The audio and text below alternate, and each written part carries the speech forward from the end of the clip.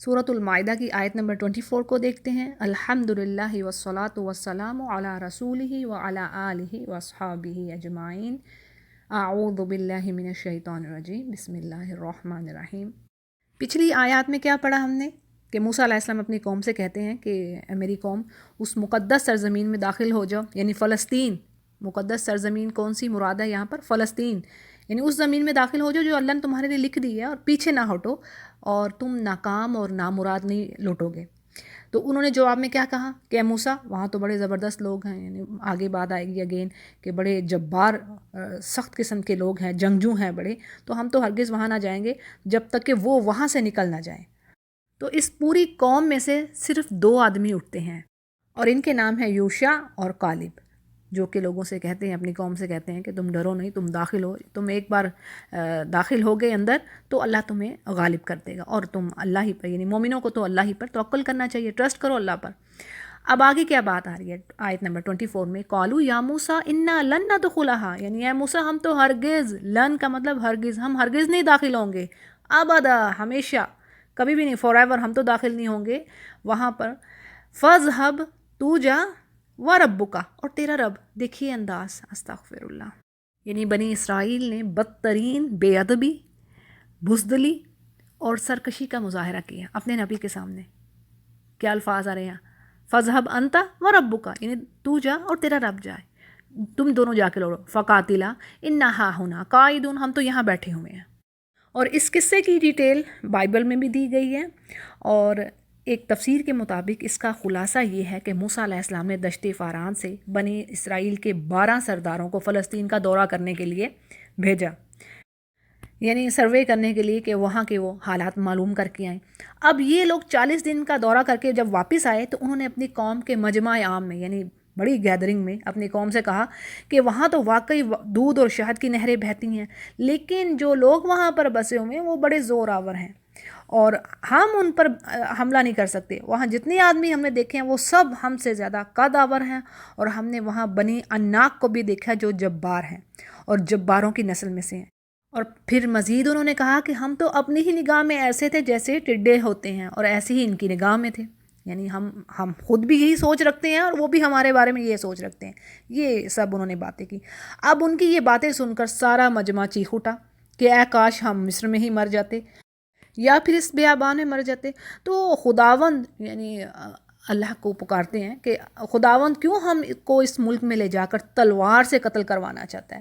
پھر تو ہماری بیویاں اور ہمارے جو بال بچے ہیں سب لوٹ کا مال ٹھہریں گے، اور کیا ہمارے لیے یہ بہتر نہ ہوگا کہ ہم مصر کو واپس چلے جائیں؟ دیکھیں، یعنی ان کی یہ ان کے حالات ہیں، ایمان کس قدر کمزور۔ پھر وہ آپس میں کیا کہتے ہیں کہ آؤ ہم کسی کو اپنا سردار بنا لیں اور پھر مصر کو واپس لوٹ چلیں۔ اس پر ان کے 12 سرداروں میں سے جو فلسطین کے دورے پر گئے ہوئے تھے، ایک تو یوشع اور کالب، وہ دونوں اٹھے اور انہوں نے جیسے جو بات آئی نا راجولانی، جس کا ذکر پیچھے بھی ہوا، تو اب یہاں پر ان دونوں نے اپنی قوم سے کہا کہ یعنی تم اللہ پر توکل کرو، اور اگر اللہ تم سے راضی ہوا تو وہ ضرور تم کو اس ملک میں پہنچائے گا، اور فقط اتنا کہ تم اللہ سے، یعنی خداوند سے بغاوت نہ کرو اور نہ ہی اس ملک کے لوگوں سے ڈرو، اور ہمارے ساتھ خداوند ہے سو ان کا خوف نہ، یعنی ان لوگوں کا خوف نہ کرو۔ مگر اب اس کے جواب میں قوم نے کیا کہا کہ ان دونوں کو سنسار کر دو۔ اور پھر اسی روایت کے مطابق جو میں آپ کے آگے رکھ رہی ہوں، اللہ سبحانہ تعالیٰ کا غضب بھڑکتا ہے اور اللہ فیصلہ فرماتے ہیں کہ اب یوشع اور کالب کے سوا اس قوم کے بالغ مردوں میں سے کوئی بھی اس سرزمین میں داخل نہ ہوگا۔ اور پھر اس کا نتیجہ کیا ہوا کہ یعنی یہ قوم اپنی نافرمانی اور جہاد سے جو منہ موڑا، اس کی وجہ سے اسی میدان طیہ میں 40 سال تک خانمہ پھرتی رہی، یعنی 40 سال تک سرگرداں وہیں پہ سر ٹکراتے رہی، وہیں پر رہی ہے۔ اور پھر جب ان کی پچھڑی نسل ختم ہو گئی، یعنی 60 برس سے لے کر اوپر تک کی عمر کے جب سب مرد مر گئے اور نئی نسل جوان ہوئی، تب انہیں فلسطین فتح کرنے کا موقع دیا گیا۔ اور اس کے برعکس، اس کے اپوزٹ، نبی کریم صلی اللہ علیہ وسلم کے ساتھیوں نے کیا کہا؟ سبحان اللہ، جو بہترین امت کے بہترین افراد تھے۔ تو اس کے بارے میں آتا ہے کہ جب جنگ بدر کے موقع پر رسول اللہ صلی اللہ علیہ وسلم نے صحابہ کرام سے مشورہ کیا، یعنی جنگ کے بارے میں، تو انہوں نے، اگرچہ ان کے پاس تعداد کی کمی تھی، یعنی نمبر آف پیپل کم تھے جو لڑنے والے تھے، پھر وسائل کی کمی تھی، اس کے باوجود جہاد میں حصہ لینے کے لیے بھرپور عزم کا اظہار کیا، اور یہ بھی کہا کہ یا رسول اللہ ہم آپ کو اس طرح نہیں کہیں گے جس طرح قوم موسیٰ نے موسیٰ علیہ السلام کو کہا تھا۔ صحیح بخاری اس کو روایت کرتے ہیں۔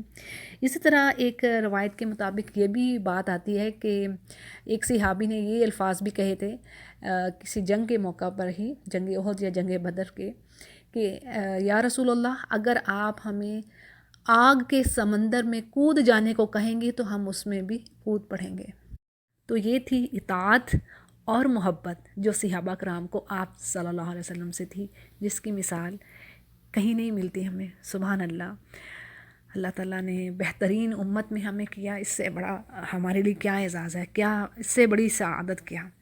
تو جی بات کچھ یوں ہے کہ 40 سال بعد کچھ ایسے حالات پیدا کیے گئے کہ یہ بیت المقدس میں دوبارہ اندر داخل ہوئے، اور اس وقت تک کیا تھا کہ شرق اردن فتح کرنے کے بعد موسیٰ علیہ السلام کا بھی انتقال ہو چکا تھا، اور صرف حضرت یوشع بن نون کے عہد خلافت میں بنی اسرائیل اس قابل ہوئے کہ فلسطین فتح کر سکیں وہ۔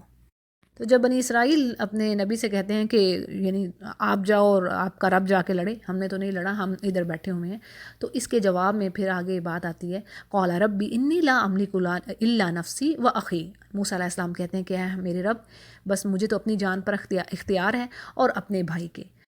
اور آگے بات آتی ہے ففرق بیننا و بین القوم الفاسقین، پس تو جدائی ڈال دے مجھ میں اور اس فاسق قوم کے درمیان، یعنی ان کو مجھ سے دور کر دے۔ اور دیکھیں بات یہ ہے کہ ایک نبی کن کن مشکلات سے گزر کر اپنی قوم کو سیدھے راہ کی طرف لانے کی کوشش کر رہا ہوتا ہے، اللہ کی طرف بلا رہا ہوتا ہے، کیسے کیسی تکالیف موسیٰ علیہ السلام نے بھی اٹھائیں، اور نبی کریم صلی اللہ علیہ وسلم نے جو تکالیف اٹھائیں تمام انبیاء نے اتنی اٹھائی تھی جتنی آپ نے فیسز کی، ٹربلز اور ڈیفیکلٹیز، ہر نبی کو جان کا خطرہ ہوا۔ اب سورۃ القصص میں پڑھتے ہیں نا موسیٰ علیہ السلام کے بارے میں بھی کہ ان کے ہاتھوں سے ایک قتل ہو گیا، اور پھر وہ پیچھے جو فرعون کی جو فوج تھی ان کے پیچھے تھی ان کو قتل کرنے کے لیے، اور پھر جب وہ نبوت دی گئی ان کو، تب وہ فرعون کے پاس آئے تو اس وقت بھی فرعون کیا چاہتا تھا کہ وہ ان کو قتل کر دے، موسیٰ علیہ السلام کو کہتا تھا کہ میں ان کو قتل کر دوں گا، کہ یہ تو زمین پر فساد مچا رہا ہے، یعنی یہ تو ایک اپنے نئے ہی رب کی بات کر رہا ہے، رب تو میں ہوں، انا ربکم الاعلی، یہی کہا تھا نا سورہ نازعات میں بات آتی ہے۔ تو کس قدر مشکلات، کس قدر پریشانیوں کے ساتھ ایک زندگی، ایک مشن کے ساتھ وہ گزر رہے ہوتے ہیں پیغمبر، لیکن اب اس پر ان کی قوم کی یہ حرکتیں، یہ نافرمانیاں، تو اس پر کیا کسی نبی کو سکون پہنچے گا یا وہ خوش ہوگا؟ کیسے ممکن ہے؟ اور ان کی حرکتوں کے بارے میں، ان کی رویوں کے بارے میں اللہ سبحانہ وتعالیٰ نے قرآن کریم میں جگہ جگہ مینشن کر دیا، بتا دیا کہ دیکھو تم نہ ایسے ہونا، یعنی مسلمانوں سے کہا جا رہا ہے کہ تم نہ ایسے ہونا۔ جیسے سورۃ الاحزاب میں بات آتی ہے کہ دیکھو یا ایھا الذین آمنوا، اے ایمان والو، لا تکونوا، مت ہونا کالذین، ان لوگوں کے جیسے آذوا موسیٰ، جنہوں نے موسیٰ علیہ السلام کو تکلیف پہنچائی، فبرأہ اللہ مما قالوا، تو اللہ بری ہے جو کچھ انہوں نے کہا، یعنی اللہ ان کے ساتھ ہی نہیں ہے، یہ مفہوم آ رہا ہے۔ تو ایمان والوں سے کہا جا رہا ہے کہ دیکھو تم ایسا نہ کرنا۔ اب دیکھیں یہ جو ساری سٹوری پیچھے چل رہی ہے اس کا مقصد بھی کیا ہے؟ ایمان والوں کو سمجھانا کہ دیکھو جس طرح انہوں نے اپنے نبی کے ساتھ کیا اس قوم نے، تم ایسے نہ کرنا، بے جا سوالات نہ کرنا۔ پیچھے بھی بات آئی ہے سورۃ البقرہ میں پڑھی ہم نے کہ بے جا سوال نہ کرو اپنے نبی سے، جس طرح موسیٰ علیہ السلام سے انہوں نے کی۔ جگہ جگہ ہمیں یہ بات ہمیں بتانے کے لیے، اس قوم کو بتانے کے لیے، ہمیں وارن کرنے کے لیے اللہ سبحانہ تعالیٰ فرما رہے ہیں۔ یہ ایسی ساری باتیں نہیں ہیں ہاں ہمارے دل ہی نہیں ٹھکتے، ایمان ہی نہیں آتا، یہ باتیں ایسے نہیں اللہ کہہ رہے، یہ اللہ کو پتا تھا کہ یہ کچھ ہونا ہے جو آج ہم کر رہے ہیں۔ حدیث ہے نا کہ ہم بھی وہی کچھ کریں گے جو اہل کتاب کریں گے، تو اللہ ہر چیز سے باخبر ہے۔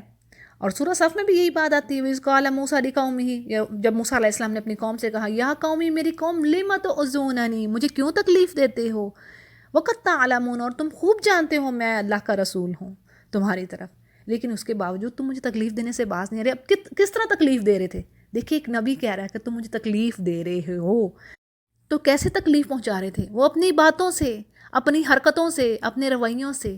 اب دیکھیں بے جا سوالات سے پیچھے پڑ لیا، جیسے میں نے ابھی پہلے بھی بتا دیا، اور پھر یہاں پر بات آ رہی کہ جہاد انہوں نے کہا ہم نے نہیں کرنا، جاؤ موسیٰ آپ جاؤ اور آپ کا رب جائے، ہم تو نہیں جانے والے، ہم تو بیٹھے ہیں یہاں پر، انا ہاں ہونا قاعدون، یہ آیت فرما رہی ہے۔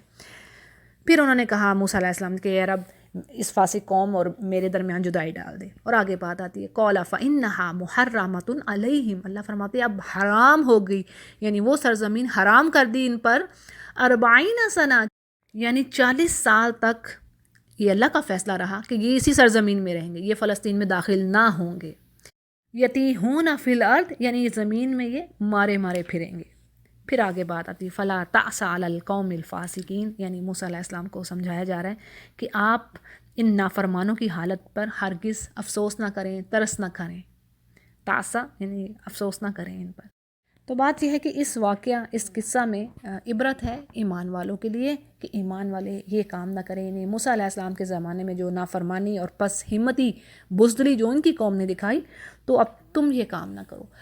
تو الحمدللہ دیکھیں، اگر ہم جو صحابہ کرام کی زندگیوں میں دیکھتے ہیں، اس کے نبی کریم صلی اللہ علیہ وسلم کے بعد بھی، یعنی ان کے جہاد سے منہ موڑنے سے ان کو 40 سال تک اللہ نے وہیں پہ رکھا، حرام کر دی وہ زمین، یہ اللہ فرما رہے ہیں، ٹھیک ہے، لیکن مسلمانوں کے لیے کیا ہوا؟ سبحان اللہ، 40 سال میں کہاں سے کہاں پہنچ گئے مسلمانوں کی حکومت، کہاں سے کہاں اللہ نے کیسا عروج دیا۔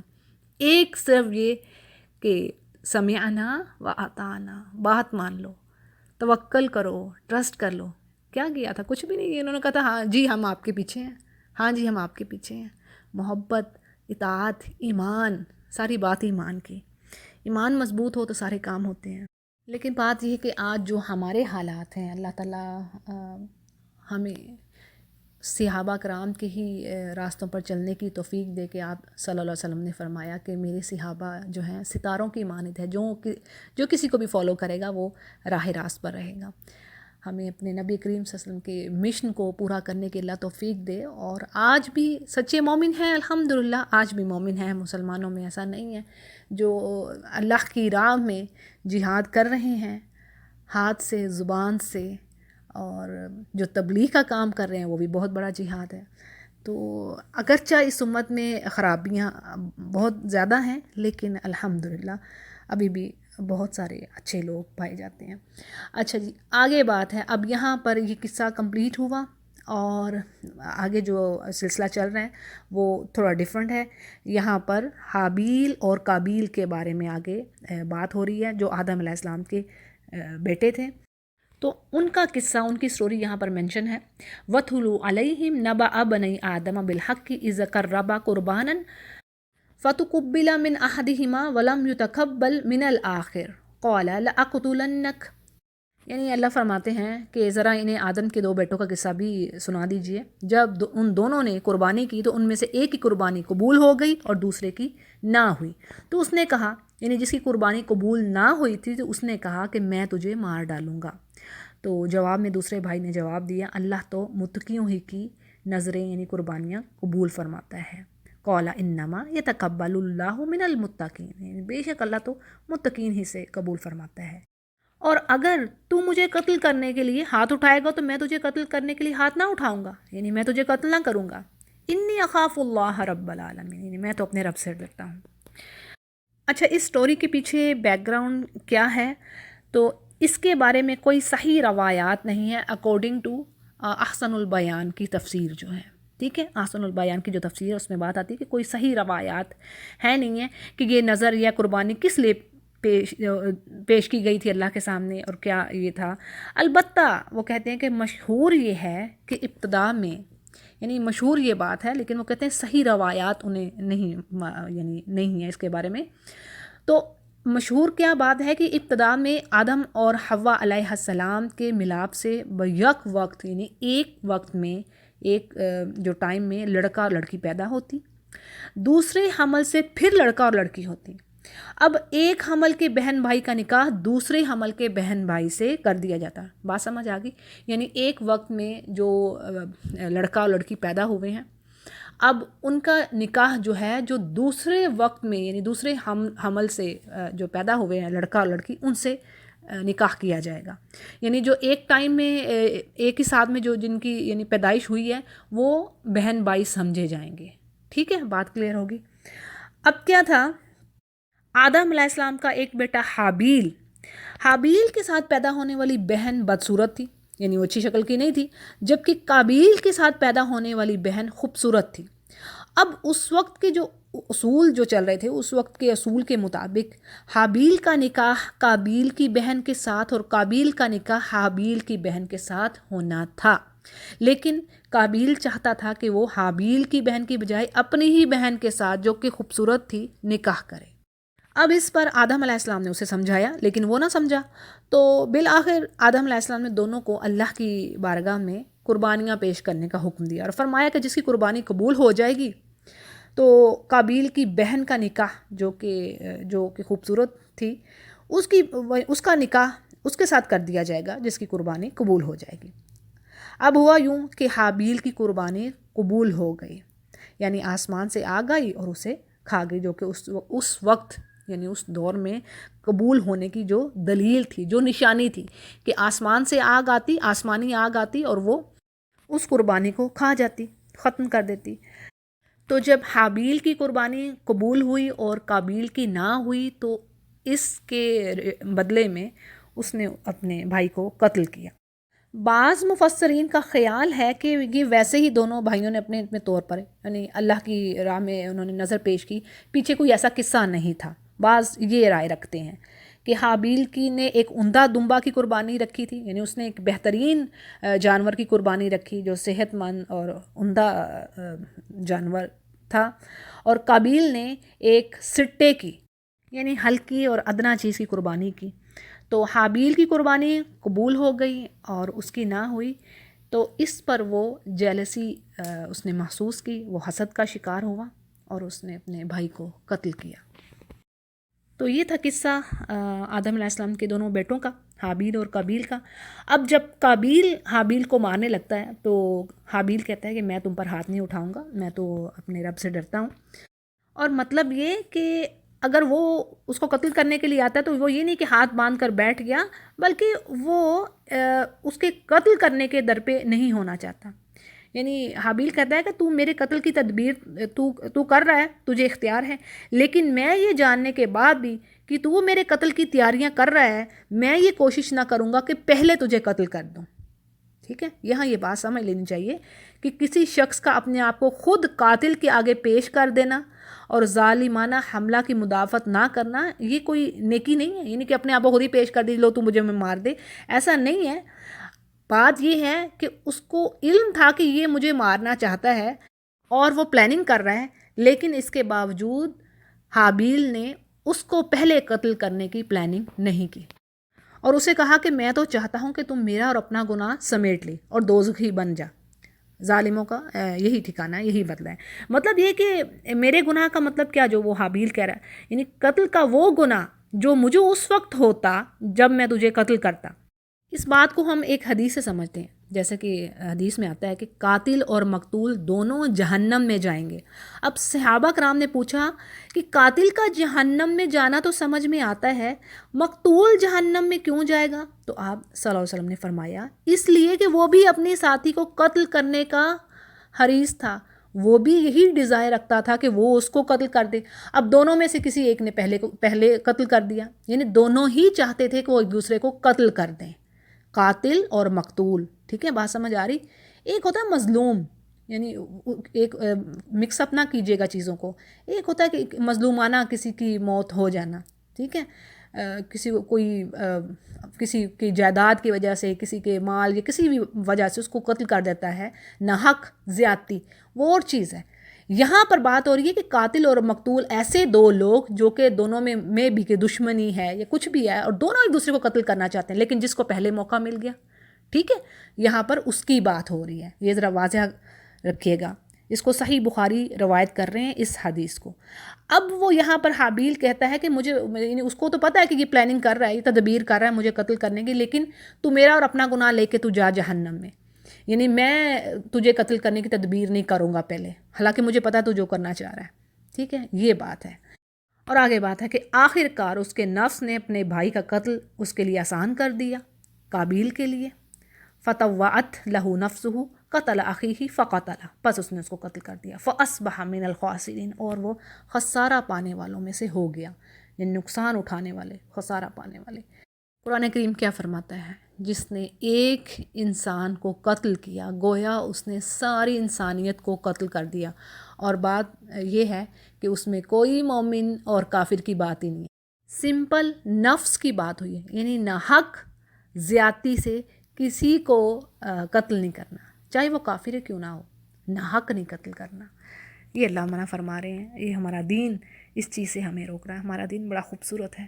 اسی طرح حدیث کے الفاظ ہیں، صحیح بخاری روایت کرتے ہیں کہ آپ صلی اللہ علیہ وسلم نے فرمایا، جو قتل بھی ظلمن ہوتا ہے تو اس خون ناحق کا بوجھ جو ہے، یعنی اس کی جو سزا کہہ لیں قتل کی یا بوجھ کہہ لیں، قاتل کے ساتھ ساتھ آدم کے اس پہلے بیٹے پر بھی ہوتا ہے، کیونکہ یہ پہلا شخص ہے جس نے قتل کا کام کیا، یعنی قابیل پہلا شخص تھا جس نے زمین پر فساد کیا، ناحق قتل کیا۔ تو اب حدیث کیا ہمیں بتا رہی ہے کہ اب اس کے بعد جو بھی قتل ہوگا، ناحق جو قتل ہوگا، ناحق، ٹھیک ہے، زیادتی کے ساتھ، اب قاتل کو تو ہوگی ہی سزا، اس کو تو اس کا بوجھ تو ہے ہی، لیکن اس کے ساتھ ساتھ اس پر بھی جائے گا آدم علیہ السلام کے پہلے بیٹے پر۔ اب اس کے بعد کیا تھا؟ فَبَعَثَ اللَّهُ غُرَابًا يَبْحَثُ فِي الْأَرْضِ لِيُرِيَهُ كَيْفَ يُوَارِي سَوْآتَ أَخِيهِ، یعنی اب اس نے مار تو دیا اپنے بھائی کو، اب اس کو پتہ نہیں تھا لاش کے ساتھ کرنا کیا ہے، تو اللہ سبحانہ تعالیٰ نے ایک کوے کو بھیجا جو زمین کھودنے لگا تاکہ اسے بتائے کہ اپنے بھائی کی لاش کو اس نے کس طرح چھپانا ہے۔ اب اس پر کہنے لگا کہ ہائے افسوس کہ میں ایسا کرنے سے بھی، یعنی میں گیا گزرا ہو، اس کوے سے بھی گیا گزرا رہا کہ اس کوے کی طرح اپنے بھائی کی لاش کو دفنا دیتا، مجھے تو یہ بھی نہیں پتہ تھا، یہ تو کوے نے آ کے مجھے بتایا کہ کس طرح میں نے اس کو دفنانا ہے، یعنی اپنے عمل پر وہ پچھتایا۔ اب آگے بات آتی ہے، اللہ فرماتے ہیں من اجل، یعنی اسی وجہ سے بنی اسرائیل پر ہم نے یہ فرمان لکھ دیا کہ جو شخص کسی کو بغیر اس کے یعنی ناحق وہ اس کے کہ وہ کسی کا قاتل ہو یا زمین میں فساد مچانے والا ہو، ناحق یعنی اس کو قتل کر ڈالے، تو گویا اس نے تمام لوگوں کو قتل کر دیا، اور جو شخص کسی ایک کی جان بچا لے تو گویا اس نے تمام لوگوں کو زندہ کر دیا، بچا لیا۔ اور دیکھیں اس آیت سے ہمیں کیا پتہ چل رہا ہے کہ اللہ کے ہاں انسانی جان کی کس قدر اہمیت ہے، اس کی کیسی قدر و قیمت ہے۔ سبحان اللہ، اللہ اپنے بندوں کو پیدا کر رہا ہے، کافر بھی ہیں، مشرکین، مسلمان، لیکن سب کو اللہ روزی دے رہا ہے، اور اکثریت کی آنر ہے، عزت ہے جب وہ پیدا ہوتے ہیں۔ لڑکیوں کی کہا جا سکتا ہے، کچھ جگہوں پہ ظاہر ہے جن کو سمجھ نہیں ہے، جو جہالت کے اندھیرے میں ہیں، تو وہ کس طرح کا رویہ اختیار کرتے ہیں، ورنہ کیا ہے کہ کسی بھی چاہے مشرک ہو، چاہے مجوسی ہو، چاہے کوئی کسی بھی مذہب کا ہو، اگر بچے کی پیدائش ہوتی ہے تو اس پر لوگ خوشی مناتے ہیں، ماں باپ خوش ہوتے ہیں، تکریم ہوتی ہے بچے کی، یعنی آنر، عزت دی جاتی ہے۔ تو یعنی اللہ کے ہاں انسانی خون کی بڑی اہمیت ہے، اس کی عزت ہے، اور یہ اصول صرف بنی اسرائیل ہی کے لیے نہیں ہے، یعنی یہ اسلام کی تعلیمات ہیں، یہ اصول ہمیشہ کے لیے ہے۔ اور بڑی اہم بات کہ جہاں اللہ سبحانہ تعالیٰ کافروں کی جانوں کو بھی ناحق مروانا نہیں چاہتے، ہمیں اپنے پیارے نبی کریم صلی اللہ علیہ وسلم کی جنگوں کا حال پتہ ہے، پڑھا ہے نا ہم نے، کیا ہے اس میں کہ آپ نے اپنے صحابہ کرام سے کیا فرمایا، جنگ بھی ایک عبادت بن گئی، بوڑھوں کو نہیں قتل کرنا، عورتوں کو نہیں قتل کرنا، بچوں کو نہیں قتل کرنا، اور ایون جو چاہے ینگ ہو، جو کسی بھی ایج کا ہو، تم پر وہ ہتھیار نہیں اٹھا رہا تو تم نے اسے قتل نہیں کرنا۔ یعنی جنگ واضح عبادت، ناٹ اونلی فار پاور، طاقت کے لیے تو نہیں تھی جنگ، یہ تو اسلام کے لیے تھے۔ جو صحیح مومن تھے کس طرح انہوں نے غلبہ حاصل کیا، کس طرح مومن ہوئے لوگ، تلوار کے زور پر تھوڑی ہوئے، یہ اس اخلاق کے زور پر ہوئے جو ہمیں ہمارا دین سکھا رہا ہے۔ اور اس کے برعکس کافر کیا کرتے ہیں جنگوں میں؟ اگر مسلمانوں کے ساتھ جنگ ہو رہی ہے، پیچھے ہسٹری تو جگہ جگہ ہے، آپ کو بڑے اوتھینٹک چیزیں بھی مل جائیں گی، تو کیا ہے اس میں آتا ہے کہ کس طرح خون کی ندیاں بہا دی انہوں نے۔ تو یہ اسلام اس چیز کی اجازت نہیں دیتا۔ ایک جان کو جس نے بچا لیا اس نے گویا ساری انسانیت کو بچا لیا، اور جس نے ایک جان کو ناحق قتل کیا گویا ساری انسانیت کو قتل کر دیا۔ اور حقیقتاً بات یہ ہے کہ دنیا میں جو انسانی نسل ہے اس کی بقا کا انحصار وہ اسی چیز پر ڈیپینڈ کر رہی ہے کہ ایک انسان کے دل میں دوسرے انسان کے لیے احترام موجود ہو، اس کی جان کا، اس کی عزت کا، اس کے مال کا. یعنی ایک انسان دوسرے کے لیے اس کی زندگی کے بقا، اس کے تحفظ کا مددگار بنے، محافظ ہو اس چیز کا. کہاں یہ باتیں، اور ہمیں تو یہی کہا گیا نا، دیکھو کہ جو غیبت ہے اپنے مومن بھائی کی، اس کی غیر موجودگی میں اس کی عزت کا احترام کرو، اس کی عزت پر حملہ نہ کرو، غیبت نہ کرو اس کی. اور بات یہ ہے کہ اگر انسانی دلوں میں ایک دوسرے کے لیے ہمدردی، رحم، احترام کا جذبہ ختم ہو جائے، یعنی ہیومینٹی ختم ہو جائے، تو کیا ہے؟ انسانی نسل چلے گی؟ ہرگز نہیں. یعنی ختم ہو جائے گی یہ دنیا. تو یہ رحم ہی ہے، یہ احترام، یہ رسپیکٹ ہے ایک دوسرے کے لیے، جس پر یہ دنیا بیس کر رہی ہے. اور آگے انہی کا حال اللہ فرماتے ہیں کہ ان کا حال یہ ہے کہ ہمارے رسول پے در پہ، یعنی ایک کے بعد ایک جو رسول ہیں وہ آئے ان کے پاس، اور کھلی ہدایات لے کر، معجزات لے کر، آیات یعنی اللہ تعالیٰ کی نشانیاں لے کر آئے، پھر بھی ان میں بکثرت لوگ زمین پر زیادتی کرنے والے ہی ہیں. یعنی اکثریت زیادتی کرنے والوں ہی کی ہے. لا مسرفون. اور قرآن کریم میں جگہ جگہ اللہ نے فرما دیا قلیلا ما تشکرون، تم میں بڑے ہی تھوڑے ہیں جو شکر ادا کرتے ہیں. اب دیکھیں یہ قرآن کریم مسلمانوں کے لیے آیا نا، سب کے لیے آیا. تو قرآن کریم میں اللہ فرما رہے ہیں اکثریت حرام کھانے والوں کی ہے. سورہ توبہ میں بات آتی ہے اکثریت حرام پر گرتے ہیں، اور جو بڑے ہی کم ہوتے ہیں جو اللہ سے ڈرنے والے ہیں اور شکر ادا کرنے والے ہیں. آگے اللہ سبحانہ تعالیٰ فرما رہے ہیں انما جزاء الذین یحاربون اللہ ورسولہ ویسعون فی الارض فسادا، جو لوگ اللہ اور اس کے رسول سے لڑتے ہیں اور زمین میں اسی لیے وہ کوششیں کرتے ہیں کہ فساد برپا کریں، یعنی معصوم لوگوں کو قتل کرنا، حق کے راستے کو روکنا، برائیوں کو پھیلانا، فحش چیزوں کو پھیلانا اور حرام کاموں میں گرنا. جو ان کاموں میں لگے وہ کیا کر رہے ہیں؟ فساد کر رہے ہیں نا، زمین پہ بربادی کر رہے ہیں. اور جب بات ہوگی جیسے سورۃ البقرہ میں آتی ہے تو کہیں گے ہم تو اصلاح کرنے والے ہیں، ہم تو اصلاح کر رہے ہیں. تو اب ایسے لوگوں کی سزا کیا ہے کہ یہ قتل کیے جائیں یا سولی چڑھائے جائیں، یا ان کے ہاتھ اور پاؤں مخالف سمتوں سے کاٹ ڈالے جائیں. یعنی ایک طرف کا ہاتھ اور دوسرے طرف کا پاؤں اس طریقے سے، یا وہ جلا وطن کر دیے جائیں. اس آیت کی ڈیٹیل میں بات یہ ہے کہ زمین سے مراد وہ ملک یا وہ علاقہ کہہ لیں جس میں امن و امان کا جو انتظام کرنا ہے اس کی ذمہ داری اسلامی حکومت نے لے رکھی ہو. اور اللہ اور رسول سے لڑنے کا مطلب یہ ہے کہ اس نظام، یعنی جو نظام اللہ ہمیں دے رہا ہے، جو دین اسلام کا سسٹم ہے، اس کے خلاف جو جنگ کر رہا ہے یا اس کو جو روک رہا ہے یا اس کے قائم ہونے میں رکاوٹیں کھڑی کر رہا ہے، یعنی وہ پسند نہیں کرتا کہ اللہ کا نظام آئے، تو وہ زمین میں فساد برپا کر رہا ہے. یعنی اللہ تو ایسا نظام چاہتے ہیں، یعنی اللہ نے اپنے رسولوں کو بھیجا تاکہ زمین میں ایک ایسا صالح نظام قائم ہو جو انسان اور حیوان اور درخت اور ہر اس چیز کو جو زمین پر ہے امن بخشے، ان کے حقوق کو ادا کرے. بیوی ہو، ماں ہو، بیٹی ہو، بھائی ہو، شوہر ہو، ہر ایک کو ان کے حق دیے جائیں. اور وہ اللہ جانتا ہے سب کو کس طرح دینا ہے، کس کو کہاں پہ کس جگہ پر رکھنا ہے. اللہ سے بڑھ کر کس کو پتہ ہے بھائی؟ جس نے انسانوں کو پیدا کیا، جو بنانے والا ہے اس آدم زاد کو. اگر وہ کسی مرد یعنی شوہر کے ہاتھ میں وہ دے دیتا کہ تم کرو جا کے سب کے حقوق، تو وہ پتہ نہیں وہ بیویوں کے حقوق میں کیا ڈنڈی مارتے، کسی کو پتہ تھا. پھر اسی طرح اگر کسی عورت کو دے دیے جاتے تم کرو یہ ان حقوق کی ڈسٹریبیوشن، وہ کیسے کرتی؟ تو یہ سبحان اللہ، تبھی تو اللہ نے اس چیز کو اپنے ہاتھ میں لیا ہے. یعنی جو مرد کی نفسیات سے واقف ہے، اس کی ساخت، اس کی نفسیات، اس کی جو سوچیں ہیں ان کو خوب جانتا ہے، اور اسی طرح عورت کی بھی.